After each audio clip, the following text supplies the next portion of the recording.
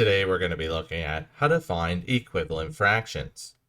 We have a couple of examples that we're going to work through together here, so let's get started.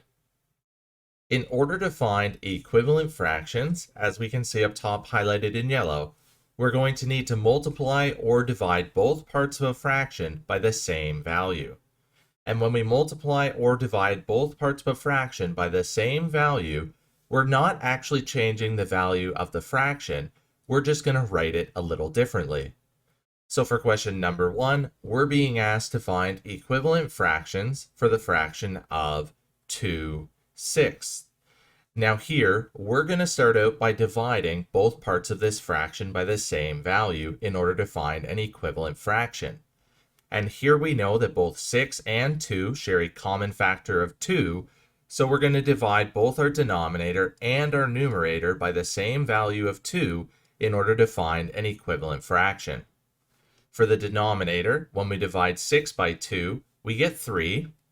And then for the numerator, when we divide 2 by 2, we get 1 for the equivalent fraction of 1/3. Now we're going to try this another way here. So we're going to rewrite our original fraction of 2/6, and this time we're going to use multiplication. And here we can multiply both parts of this fraction by any value that we want. So let's go ahead and just multiply both parts of this fraction by 5 in order to find an equivalent fraction. For the denominator, when we multiply 6 times 5, we get 30.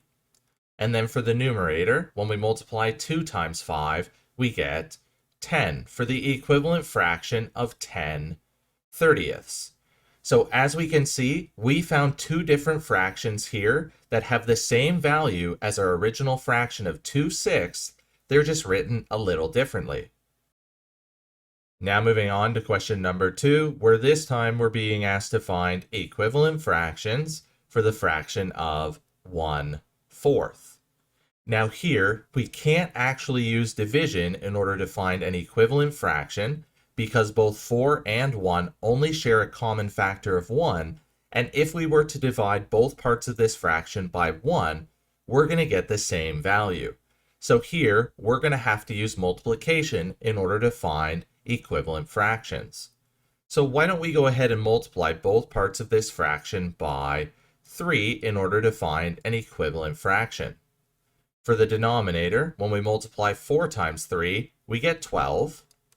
And then for the numerator, when we multiply 1 times 3, we get 3 for the equivalent fraction of 3/12.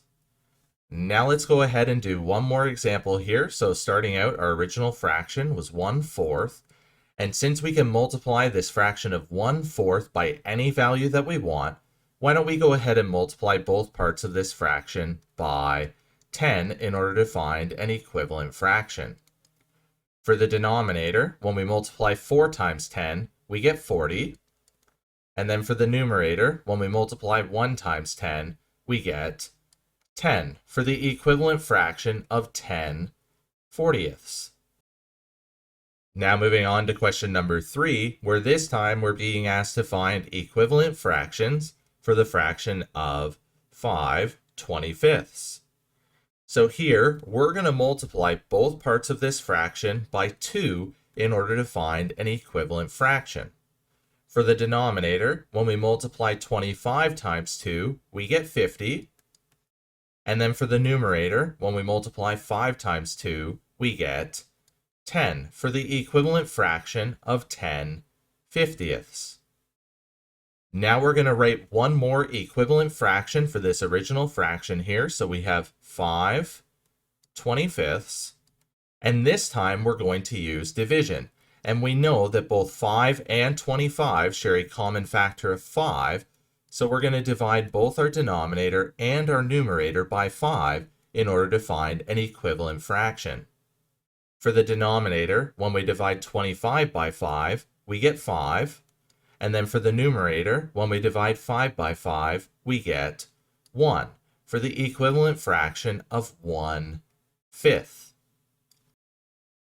Now moving on to question number 4, where this time we're being asked to find equivalent fractions for the fraction of 6/8.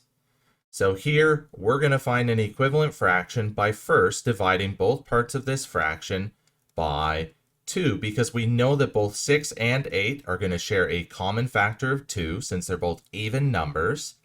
For the denominator, when we divide 8 by 2, we get 4.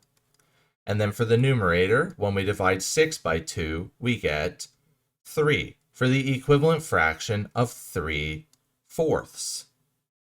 Now we're going to try out one more example here. So we have our original fraction of 6/8, and we're going to write an equivalent fraction here by multiplying both parts of this fraction by 2.